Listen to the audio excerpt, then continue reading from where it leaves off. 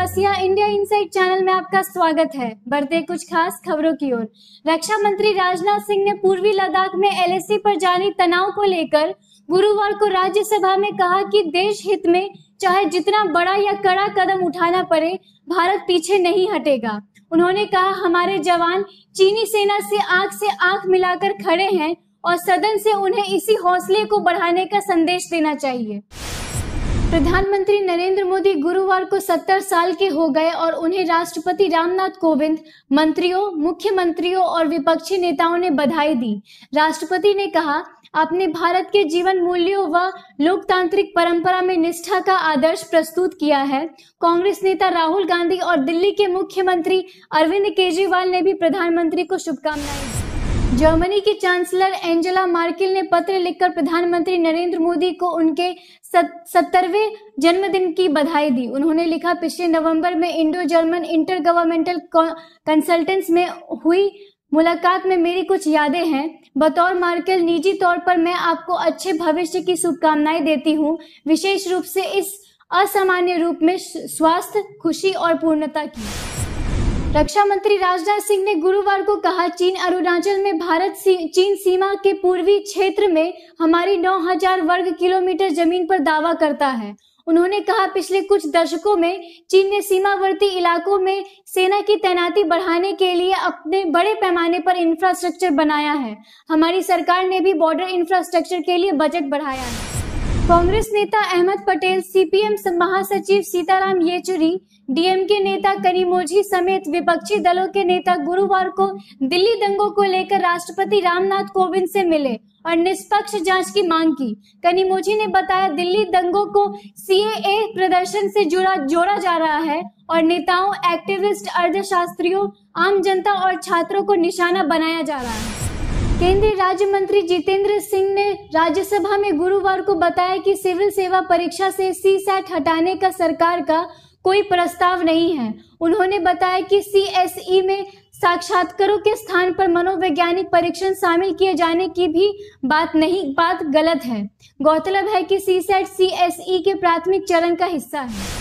आंध्र प्रदेश के गुंटूर जिले में चोरों ने चेन्नई कोलकाता हाईवे पर चल रहे एक कंटेनर ट्रक को खोलकर उसमें से 82 लाख के फोन और टैबलेट्स चुरा लिए। अलग वाहन पर आए चोरों ने कंटेनर पर चढ़कर ऐसे दरवाजा खोला कि ड्राइवर को पता नहीं चला। बतौर पुलिस, कंटेनर के पीछे आ रहे अन्य ड्राइवर ने उसे इसकी जानकारी दी। केंद्रीय स्वास्थ्य मंत्रालय ने बताया कि पिछले 24 घंटे में कोविड-19 के 97,856 नए मामले मिलने से गुरुवार सुबह तक मामले बढ़कर 51,15,893 हो गए।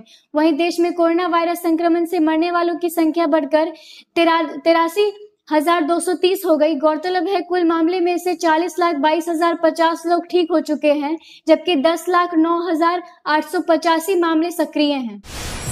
बिहार के गया में एक गांव के लोगों ने खुद से नदी पर पुल का निर्माण किया है, जिसकी तस्वीरें सामने आई हैं। एक ग्रामीण ने बताया कि गांव के लोग 1992 से पुल बनाने की मांग कर रहे हैं, लेकिन सरकार ने उनकी मांग पूरी नहीं की तो ग्रामीणों ने खुद ही पुल बनाने का फैसला लिया। केंद्रीय स्वास्थ्य मंत्री हर्षवर्धन ने गुरुवार को कहा, भारत भी अन्य देशों की तरह कोशिश कर रहा है। हमें उम्मीद है कि अगले साल की शुरुआत तक कोविड-19 की वैक्सीन भारत में उपलब्ध होगी। उन्होंने कहा, प्रधानमंत्री नरेंद्र मोदी के मार्गदर्शन में एक विशेषज्ञ समूह पर इस पर काम कर रहा है और इसके लिए एडवांस योजना बना ली है।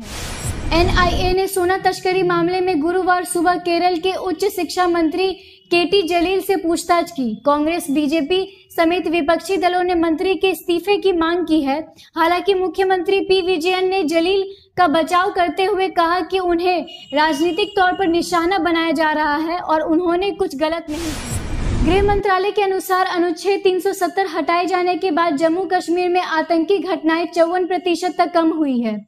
गृह राज्य मंत्री जी किशन रेड्डी ने बुधवार को राज्यसभा में कहा कि 5 अगस्त 2019 से 9 सितंबर 2020 तक जम्मू कश्मीर में 211 आतंकी घटनाएं सामने आई, जबकि इसी अवधि में 2018 व 2019 में 455 घटनाएं सामने आई।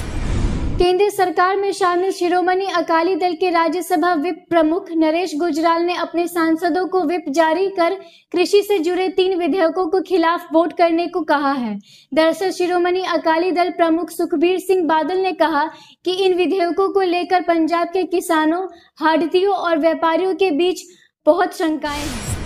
चौथे चरण के अंतर्गत दिल्ली मेट्रो के निर्माणाधीन एरोसिटी तुगलकाबाद कॉरिडोर को सिल्वर लाइन का नाम दिया गया है। यह दिल्ली मेट्रो नेटवर्क का 10वां कॉरिडोर होगा, इसलिए इसे लाइन 10 भी कहा जाएगा।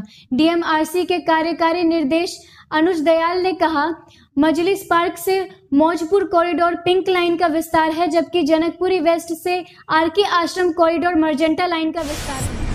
एएनआई ने सूत्रों के हवाले से बताया है कि पैंगोंग सोल लेक के उत्तरी तट पर फिंगर 4 इलाके में चीनी सेना भारतीय सैनिकों के लिए लाउडस्पीकर पर पंजाबी गाने बजा रही है। बतौर रिपोर्ट्स चीनी सेना ऐसा या तो भारतीय सैनिकों का ध्यान भटकाने के लिए कर रही है या तनाव को कुछ हद तक कम करने के लिए। लोकसभा ने सहकारी बैंकों को आरबीआई की देखरेख में लाने वाले बैंकिंग विनियमन विधेयक 2020 को पास कर दिया। वित्त मंत्री निर्मला सीतारमण ने कहा, पिछले 2 साल से सहकारी बैंकों और छोटे बैंकों के जमाकर्ताओं को परेशानी हो रही है। हम जमाकर्ताओं के धन को सुरक्षा के लिए इस संशोधन को लाने की कोशिश कर रहे हैं। विदेश मंत्री एस जयशंकर ने कहा है कि भारत ने चीन के सामने चीनी कंपनी द्वारा भारतीयों की जासूसी का मुद्दा उठाया है। उन्होंने कहा, चीनी विदेश मंत्रालय ने कहा है कि संबंधित कंपनी और चीन सरकार के बीच कोई संबंध नहीं है। जयशंकर के मुताबिक कंपनी ने गोपनीय सूत्रों से निजी जानकारियां हासिल करने की बात से इनकार किया है। केंद्रीय मंत्री नितिन गडकरी ने ट्विटर पर खुद के कोरोना संक्रमित होने से की जानकारी दी है। उन्होंने बताया, कल मैं कमजोरी महसूस कर रहा था। चेकअप के दौरान मेरा कोविड-19 टेस्ट पॉजिटिव आया है। मैं फिलहाल सभी की दुआओं और आशीर्वाद से बेहतर महसूस कर रहा हूं। उन्होंने आगे कहा, मेरे संपर्क में आए सभी लोग प्रोटोकॉल का अनुसरण करें और सुरक्षित।